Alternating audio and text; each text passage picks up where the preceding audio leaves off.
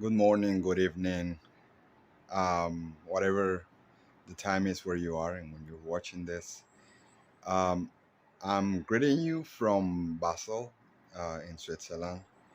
Uh, I'm not far from the World Trade Organization headquarters, and that's important for our today's class because that's the system, the institution that gave rise to the harmonization of tariffs and statistics that will be very important for our exercise that we're going to do today. So I plan to first give you some jargon, some background on what happened for this to emerge this institution and the harmonization of tariffs, and also then we're going to go through more like there's going to be more meat in terms of the calculations on how to assess the effects of foreign free trade agreements on international trade. We're going to have these variables of welfare measure mostly. So we're going to kind of assess what are the benefits in terms of welfare for a free trade agreement. There is another measurement that we're going to do, and that's a very simple one. So this other measure is called RCA, Reveal Comparative Advantage. And it's a very kind of straightforward way to understand how competitive you are given a certain product uh, in respect to other countries. So that it's kind of an indication on whether it makes sense for you to sign an agreement with this other country and so on. But I'm gonna go into the details with that later. So first, I wanted to discuss a little bit about um, the system that uh, created this harmonization of tariffs and the world trade. So you are well aware what happened in the Second World War. That's not new to anyone. You have watched many movies, and maybe a good one to watch is Oppenheimer, and because they reveal a lot of the things that were behind the war order that was created after the World War II, how the US became the leader or the kind of like absolute leaders in terms of um, the global governance. And when we're discussing global governance, is this idea that the world is anarchical and that we need some supranational institution to regulate things. So one of the things that needed to be regulated is trade. Like first, because this theory, democratic peace theory, that says that democracies don't fight to each other, and the other part of it is that you needed a system to calculate trade between countries.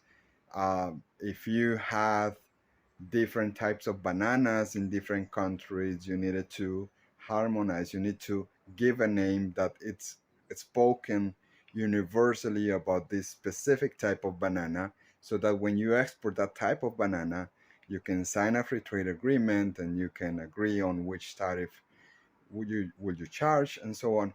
And that's the activity that you did, um, I guess, a couple of weeks ago, where you chose your product and then you identify the tariff code.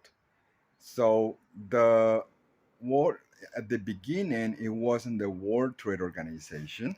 It was um, something called the General Agreement on Trade and Tariffs, and that was kind of the father of the WTO, the World Trade Organization. So the General Agreement on Trade and Tariffs was initially designed to harmonize and then also to establish rules for trade that were fair. One of the things that is very important in this part is the most favored nation treatment. That's like a huge thing that a huge kind of indication for countries to fight for justice when they are negotiating a trade deal. So, what is the most favored nation clause, or MFN?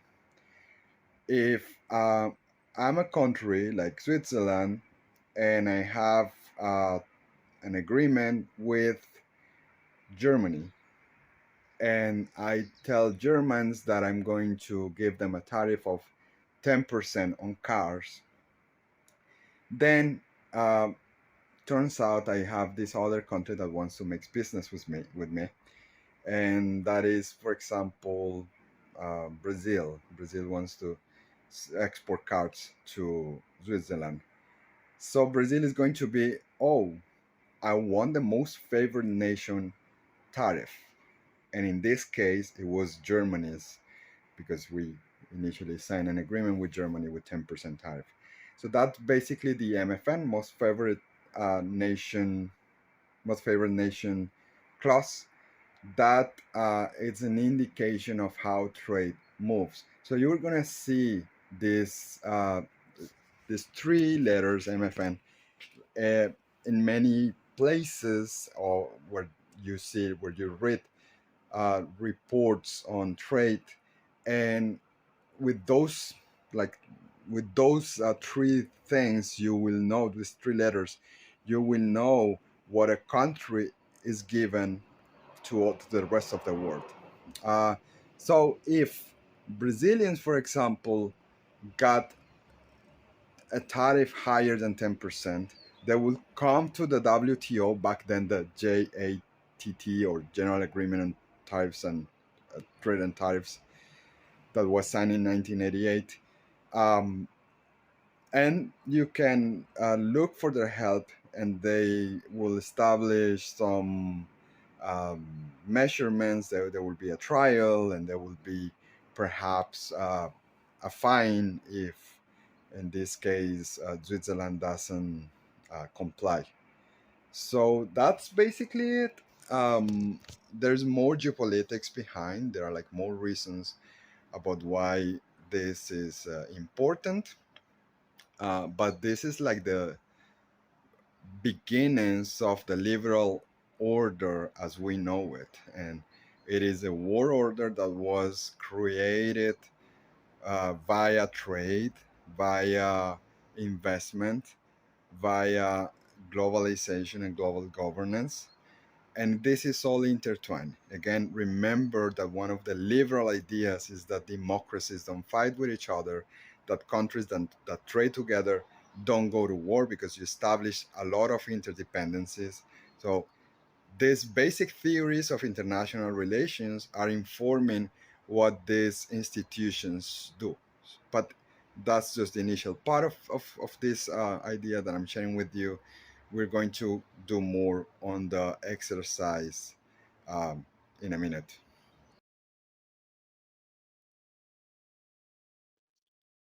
Okay, so as I was telling you, we are going to work on assessing the welfare effects under free trade agreements. Uh, Last week, or the couple 2 weeks before, we did a little bit of this history of U.S. trade policies, because we especially focus on the state. So just to remind ourselves, there are like two or three landmarks in U.S. history that reflect what the U.S. trade policy is, and we focus on the U.S. Specifically because it is the leading country, and its trade policies reflect or influence everything after that. Um, so I was mentioning that in World War II we had this or this gathering of countries creating the UN, and all these multilateral organizations, global governance organizations, and and back then in 1947 it was when the General Agreement on Trade and Tariffs was founded, led by the U.S. But before that, we had the Great Depression. So the Great Depression was, and the war, of course, were uh, the biggest cause of change and global governance. Why? Because one of the reasons um, the war entered uh, Great Depression was because the U.S. was not, or the UK in that case, didn't act as a leader in becoming um, in stabilizing the reserves, the gold reserves, and there was no lender of last resort. And by lender of last resort, we're going to cover that when we deal with finances. Uh, we're talking about the IMF, for example, or the World Bank, like these two institutions that borrow money to countries that are in debt and that are in financial trouble. So back in the 1930s, there was no bank to save the global economy. The U.S. was not acting as a leader. The UK was not acting as a leader. Uh, the Americans decided to impose tariffs on imports to protect the local economy, and we did that. What we spoke about this with the collective action. So you saw how many farmers got together to lobby for protection in the 1930, and this is the Smoot-Hawley Act. That is a very famous moment that just worsened the crisis. And after that, you have FDR's policies of reopening the economies and implementing this Keynesianism economy, in which the state just expends more money, the state takes a larger role in the economy, and you liberalize trade. Um, so this is like the beginning of the US acting as a leader in global governance. Um,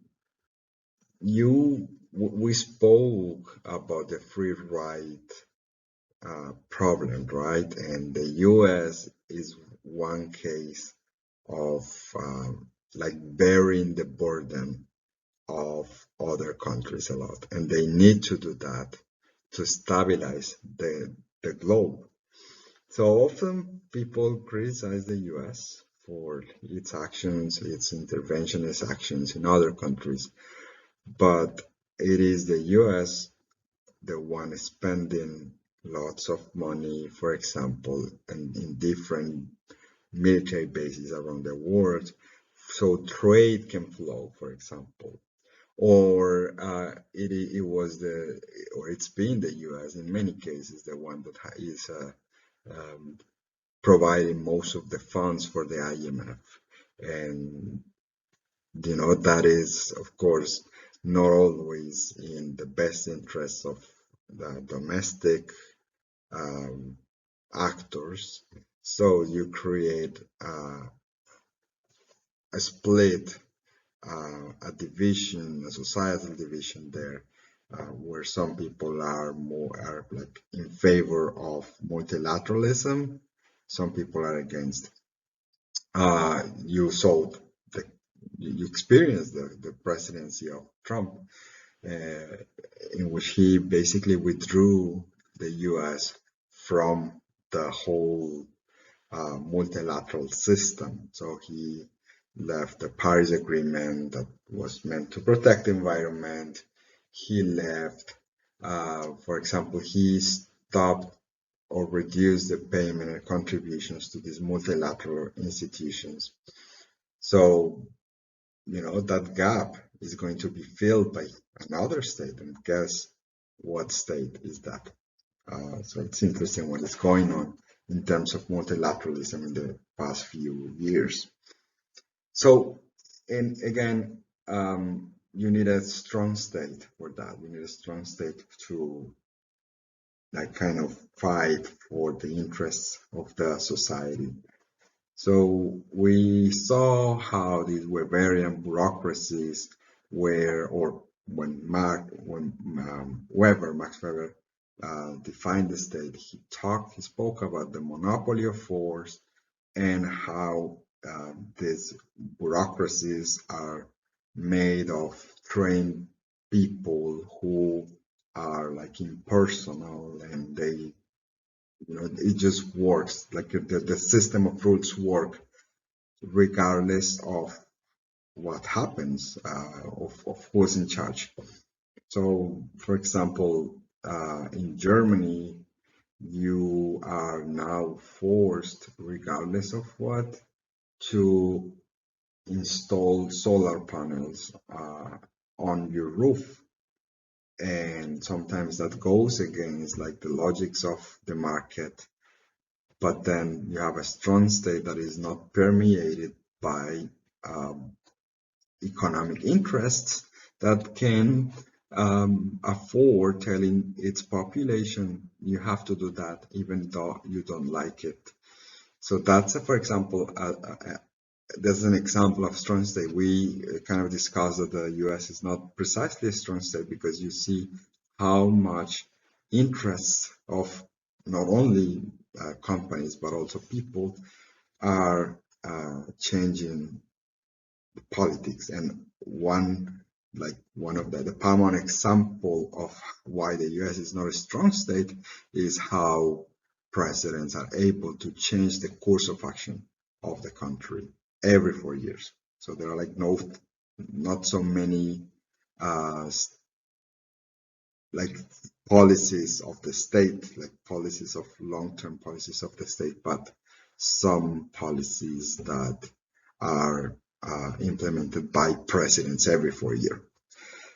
So we did also a little bit of the infant industry argument, and this argument is basically related to how the Asian tigers, and we spoke about this, uh, ended up becoming strong, and that is you protect those industries that you want to develop. You impose tariffs so that those products don't come into your country. You protect the interest of this industry. And then in time, when they develop, when they become competitive, you send them out and they start competing in global markets more competitively than otherwise. Another argument, another kind of strategy in international trade. I mean, in these are we're talking here about strategies that strong states can afford making. It's the hit first, hit forever. So basically, is getting getting first to develop an industry that is going to have a huge market in the future, and then you develop an expertise and some economies of scale and economies of experience that will make you more competitive. Just a quick reminder of what economy of scale is. So just think of uh, Bill Gates with Microsoft. How much did he spend in producing the first operative system that he produced? And I'm not sure if that was Windows 3.1 back in 1994. Perhaps many of you were not born yet, but I had to learn with that one.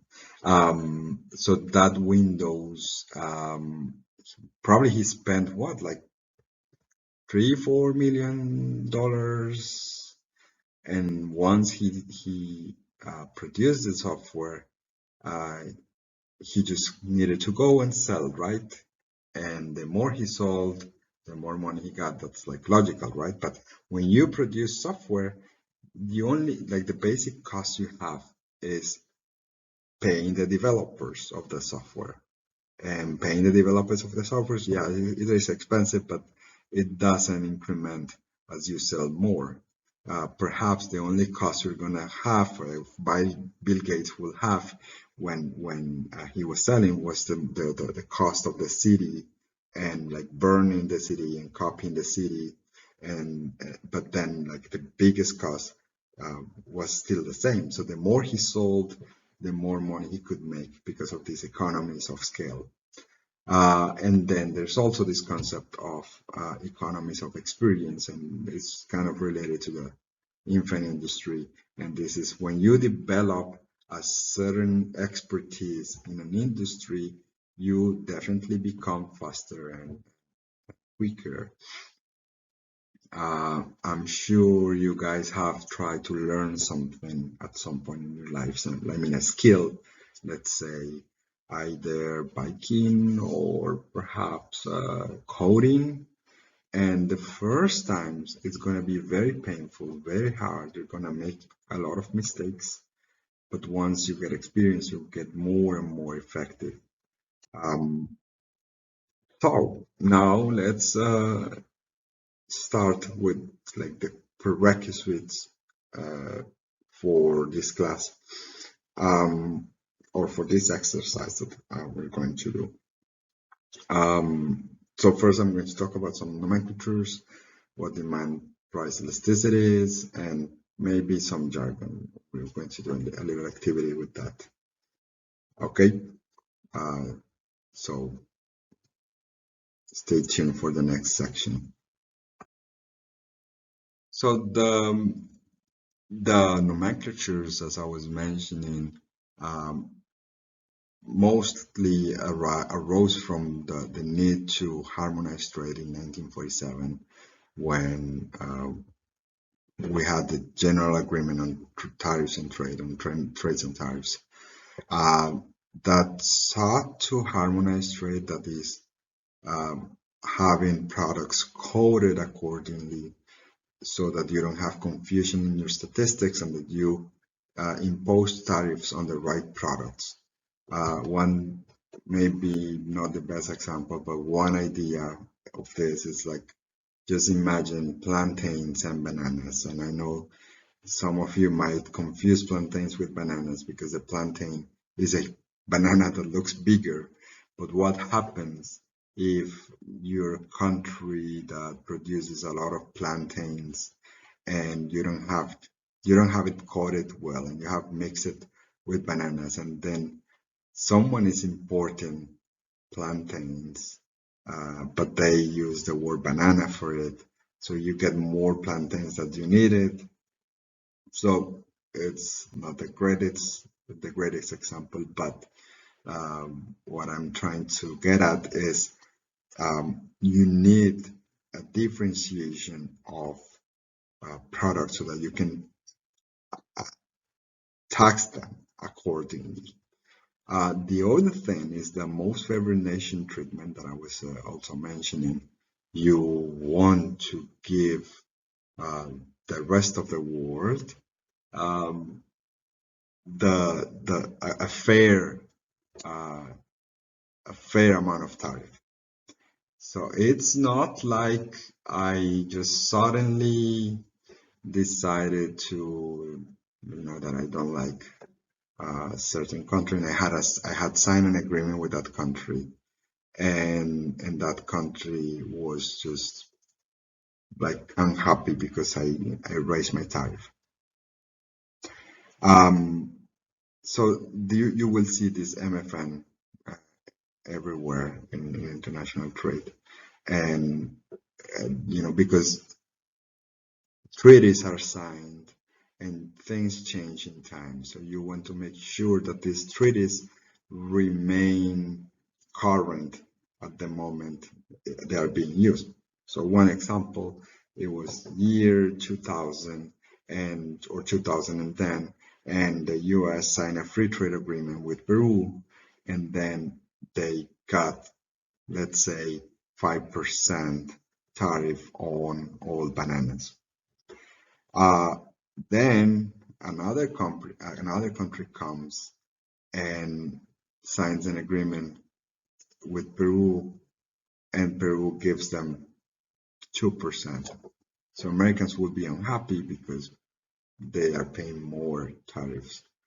than Peru. So in the clause in the free trade agreement, you include that product, that those bananas, as most favored nation. That is the best treatment you give to not to the other nations. That's the one that the US is also going to receive. So that's basically the idea. These different nomenclatures are used with different purposes. I've seen a lot the economic activities one. So remember that trade is basically divided into goods and services.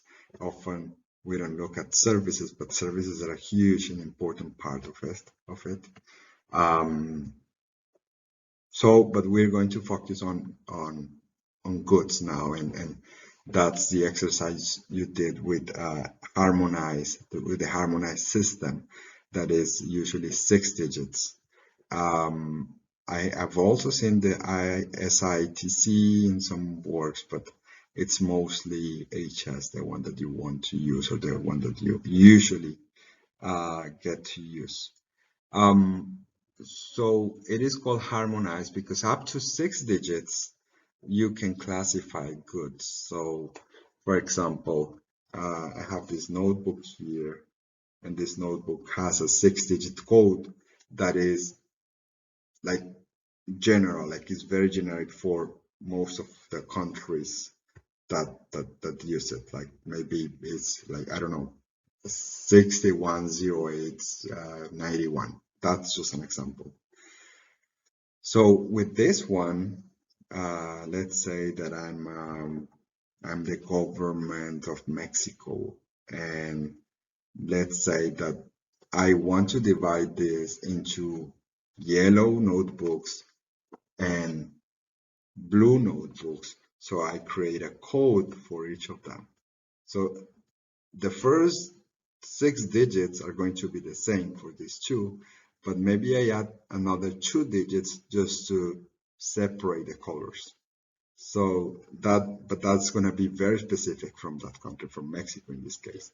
So countries do this, and this is what you see in the lower level of this chart when it says national level. So each country have their own. If you go to the US trade.gov, uh, that's the US website for US Department of Trade. You're going to see that they use up to 8 digits, and they have different classifications, that are particular to the US for them, their own purposes and statistics, and for the imports. Okay, so in a minute, I'm going to talk about some other things that we're going to need for this exercise. Okay, so let's talk about demand price elasticity. And what does it tell you? What is this word elasticity tell you? What do you think that is? Um, and how is that related to uh, price and quantities?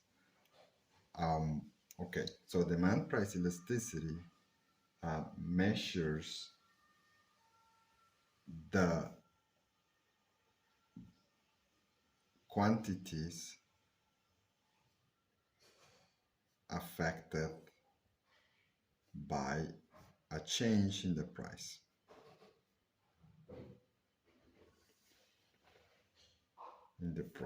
So, in simple terms, you have two products. Let's say that you have bananas here, you have cars here.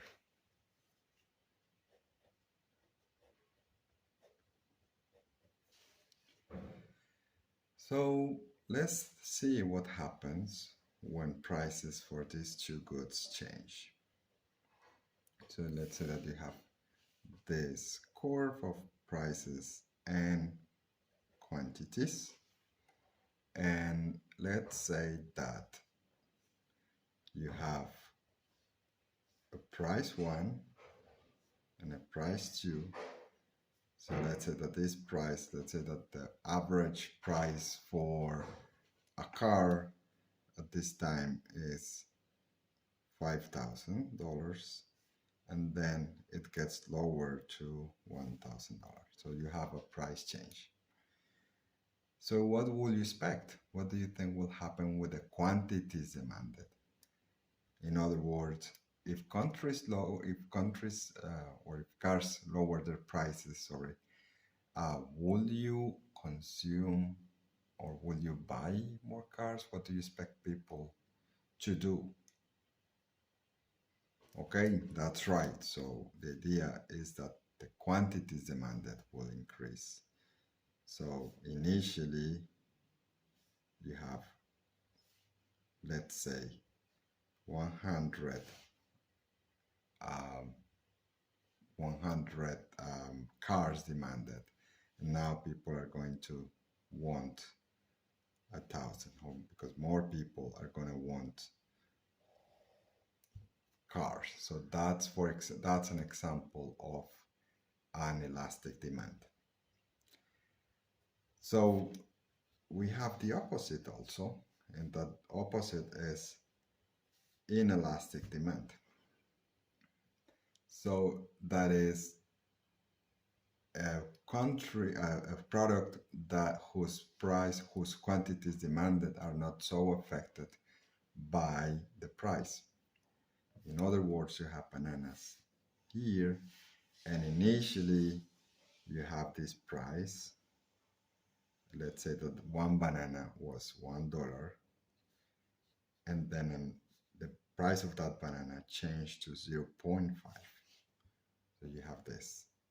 So initially, you wanted to consume, maybe you were willing to consume one banana for $1. But if it's, or well, let's put a little bit more, let's say that 10 bananas.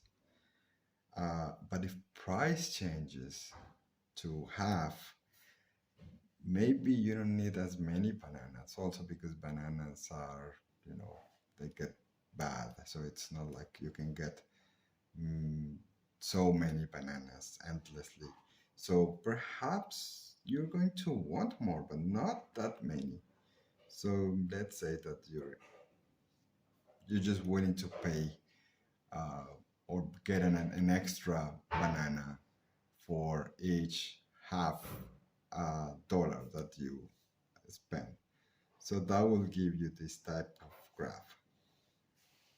And that means that the elasticity of bananas is uh, less than that of cars because cars demanded quantities, tend to be more affected or more sensitive to changes in price. So this is basically the formula where you have a change of price versus a change in the quantities. So this is just like price 2 minus price 1, quantity 2 minus quantity 1. That's the elasticity of the demand. Okay, so why did we talk about the price elasticity of the demand?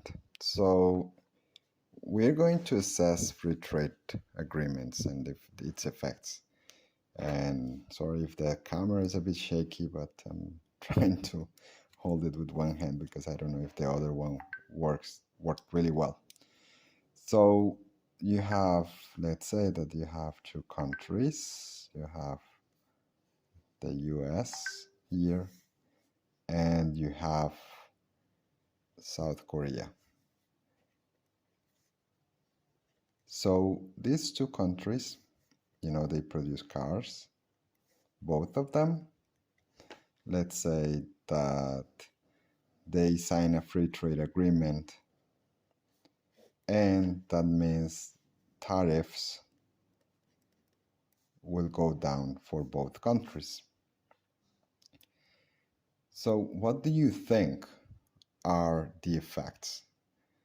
Um, Let's remember our partial equilibrium model.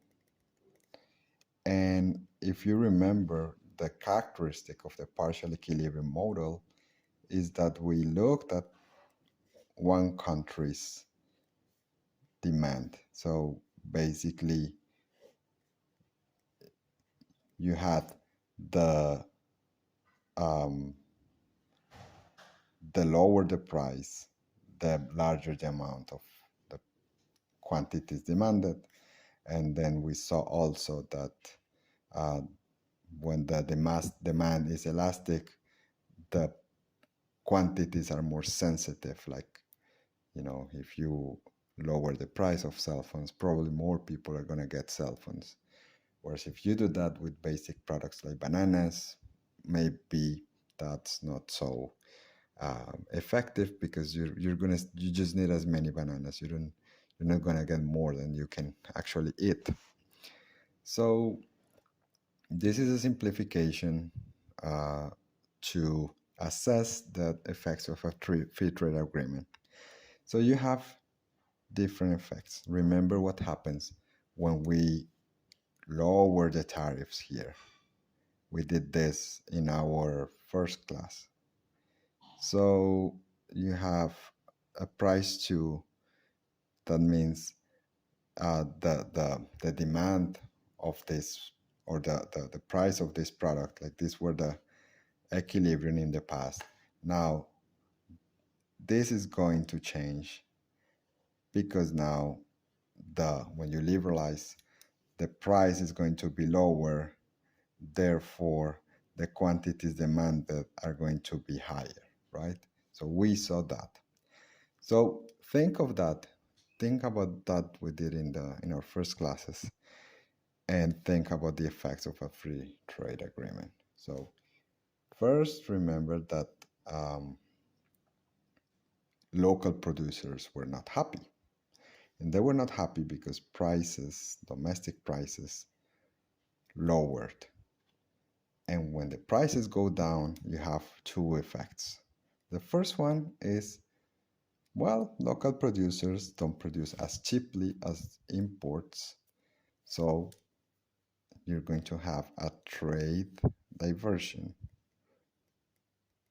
That is, the amount of money or the amount of products that was produced by locals is going to be now sold by importers.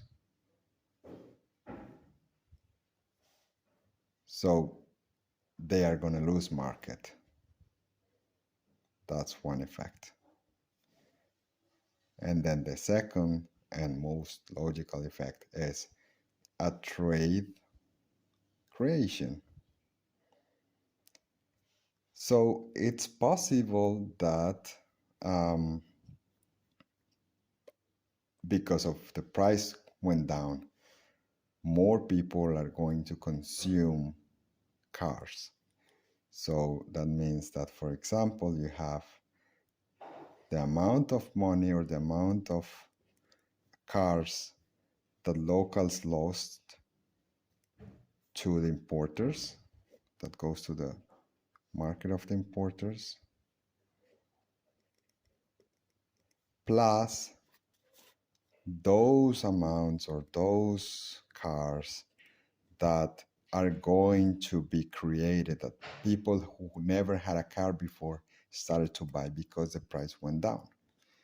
So this is what happens, and this is what our model, our partial equilibrium model that we're going to use here, is going to tell us. Remember that this is, or this, all of this is like a measurement of welfare. So welfare comes from consumers' welfare. That is, consumers get happy because prices are lower. Or you have producers' welfare, which in this case, local producers don't get much because they have to sell at a lower price to compete with importers. And then you have the tariffs, that is what governments collect when there is uh, there's no free trade agreement, but you impose tariffs on products. So you have these three effects or these three measurements of welfare for a country. This is the unit here of analysis, the country. Um, so this is the basis of this. I'm going to go now to the model. So let's do that.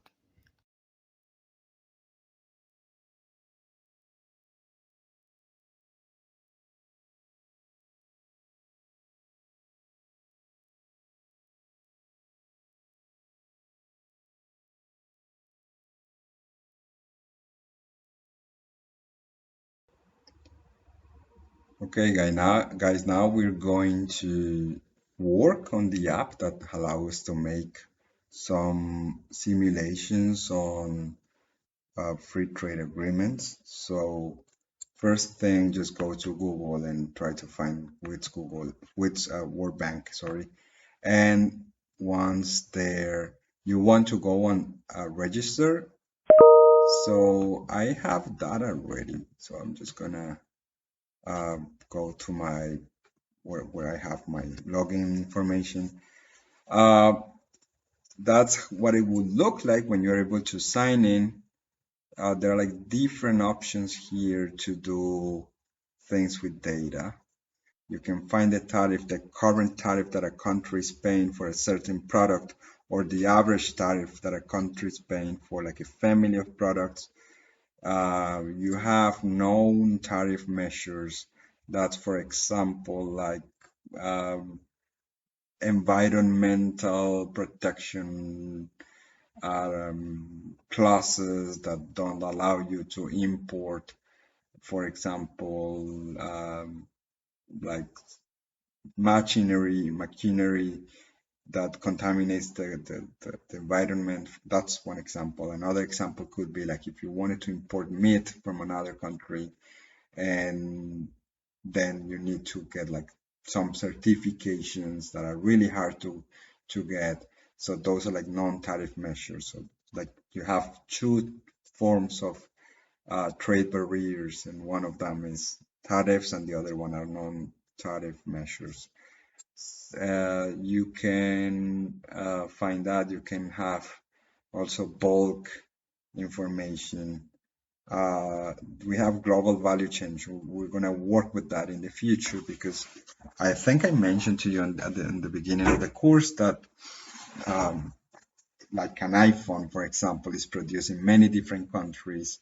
So even if the final product is exported from China, it doesn't necessarily mean that China produced the whole iPhone, right? So you have some bias statistics there. So you want to go to Smart, and this is the um, application that will help us to do some simulations. So a simulation is just a what if question, right? And we do that the whole like all the time. Uh, you can like easily ask your girlfriend, your boyfriend, what if we marry? What our life would look like, right? And then you make a simulation in your head about what's going to happen. So this is a similar thing, just with foreign trade. You want to create a new query, so just give it a name. Let's say that we're going to do an FTA South Korea and the US. Don't include any special characters, spaces, or whatever. Just give it a name. And here, just the description.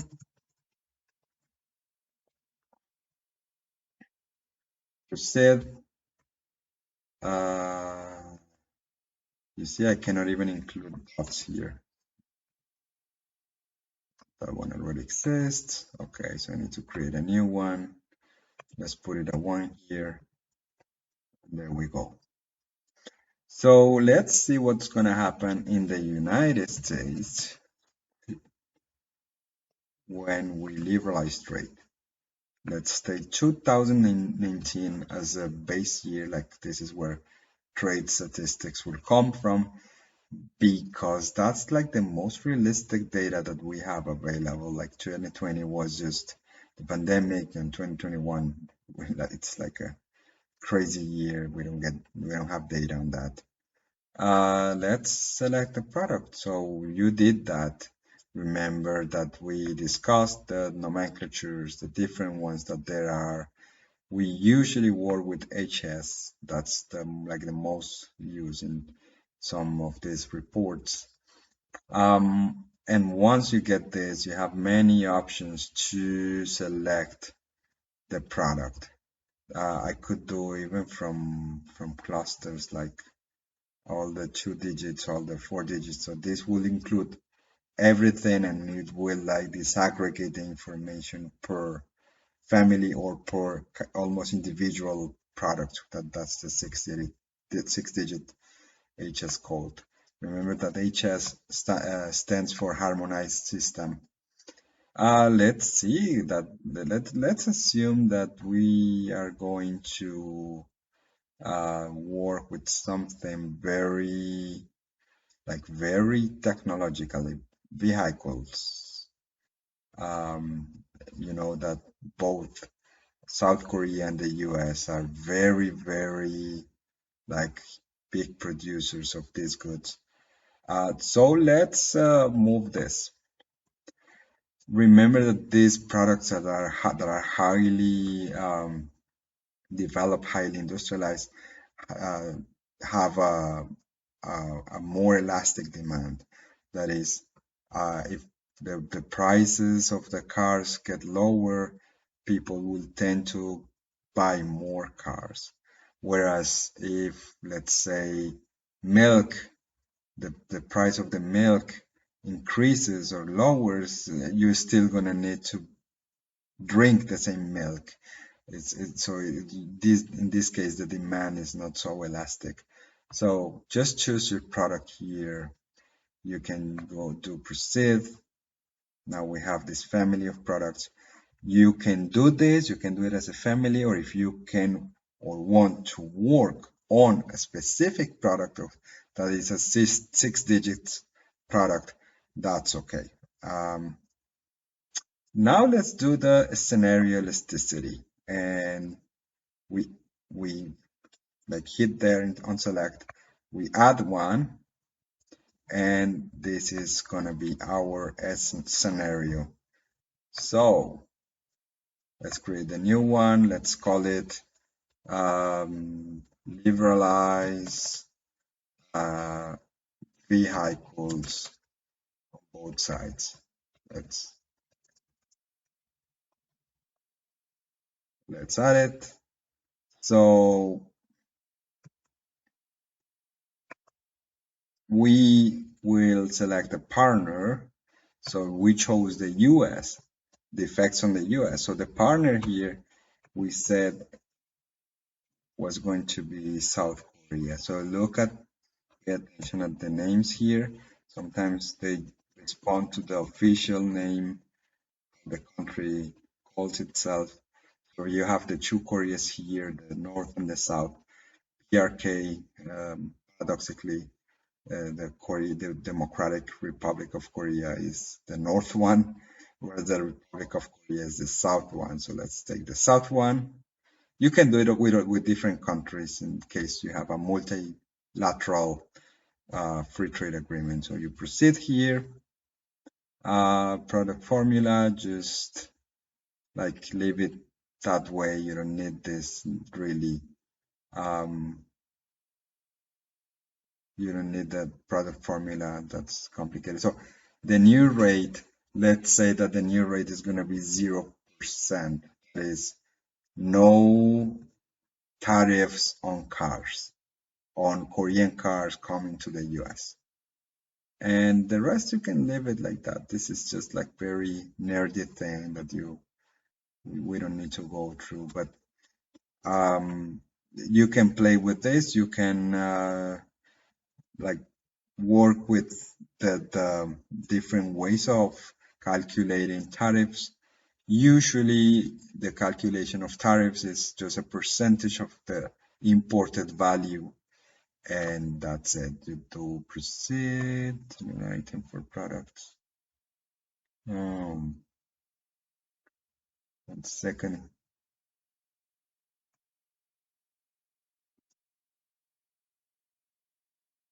Well, somehow the one I had selected was not chosen at the beginning, so I'm just gonna do it again here. It was like vehicles other than railway and trams. Then proceed.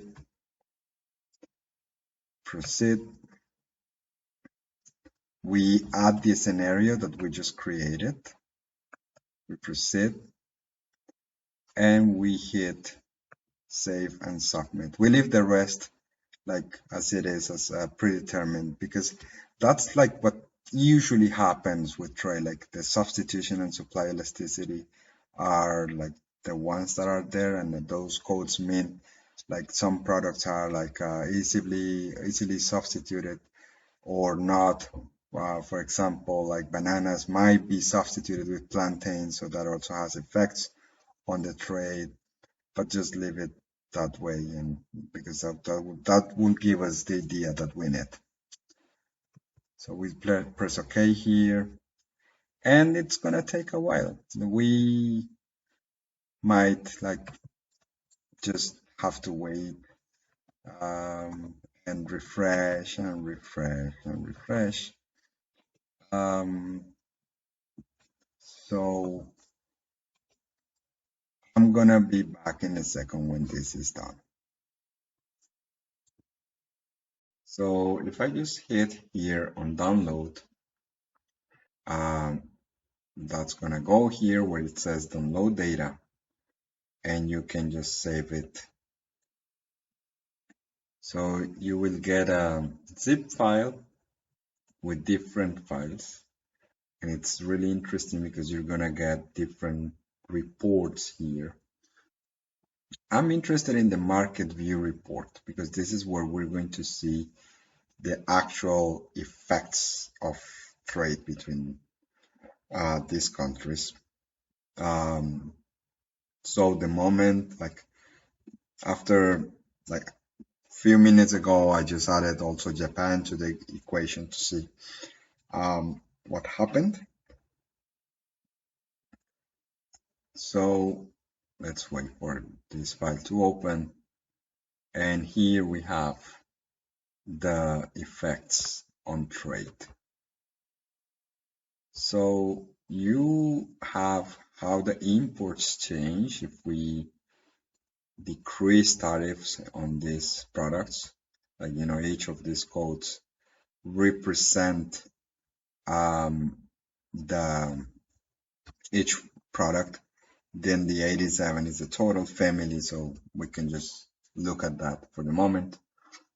It means that we will be importing 1.6 million more if we reduce the tariffs on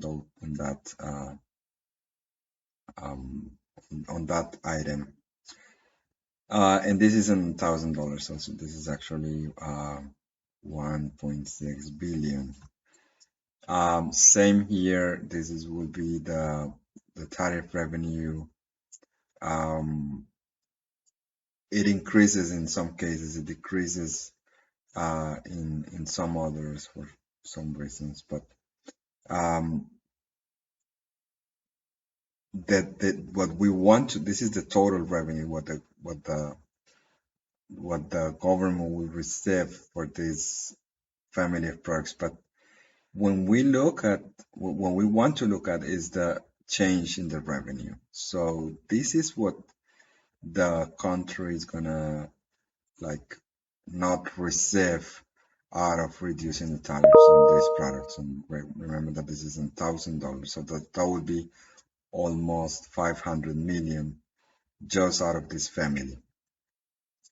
And then if we look at the surplus, remember that this is another measurement of welfare. Welfare is composed by producer, consumer, surpluses, and welfare. So this is the number that you have here. You have this for each of these items. Um, that's one way to say it.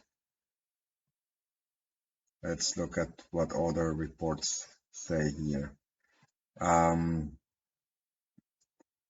let's look at the trade welfare effect.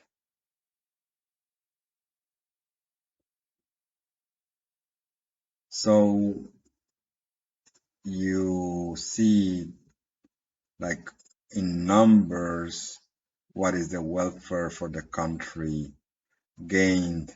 And in this case, remember that we liberalized that, so that means that the main welfare will come as consumer surpluses. So basically, when you liberalize, it is consumers who are going to be like benefited. So this will allow you to assess whether the free trade agreement is viable, if it's good for the whole economy, or if well, producers are just being heavily affected.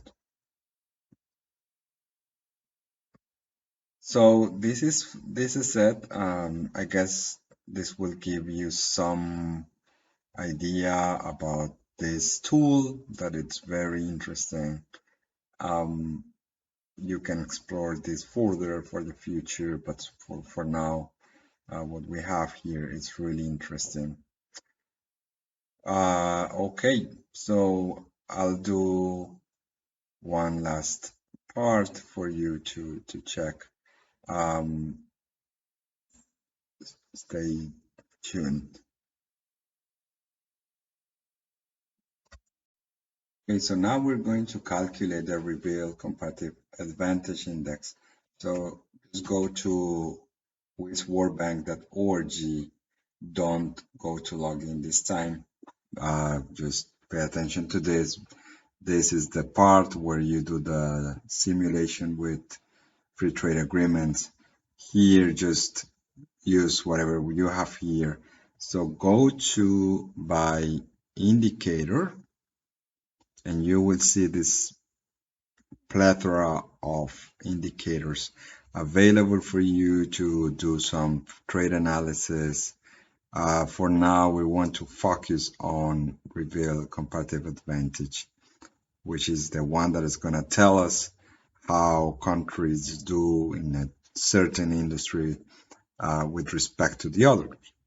So you want to go here and select, for example, we want to see how United States, in this case, does with respect with the rest of the world, or Korea, for example. So products, we want to see how the US does in respect to machinery and transport equipment.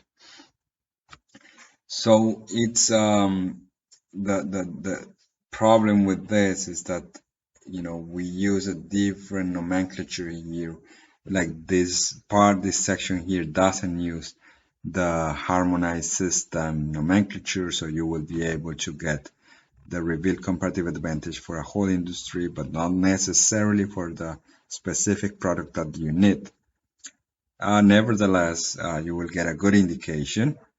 So if you go here and select the partner, so we have the reporter would be the US. So the partner, we want it to be Korea, and Korea as South Korea, which is the Republic of Korea, not the democratic one. And then you're gonna get some interesting numbers. So you see how the US is doing better than Korea. And then as time goes by and the US gets less and less industrialized, especially in this sector, uh, the US gets, Korea gets has a larger advantage than that of the US. So play with this. It's really interesting. Remember that the larger the number, the more the comparative advantage. Um, that means the numerator is larger than the denominator. So look at what happened in the past few years and what trends do we have here. Okay, guys, so um, this is it. Please let me know if you have questions regarding this section.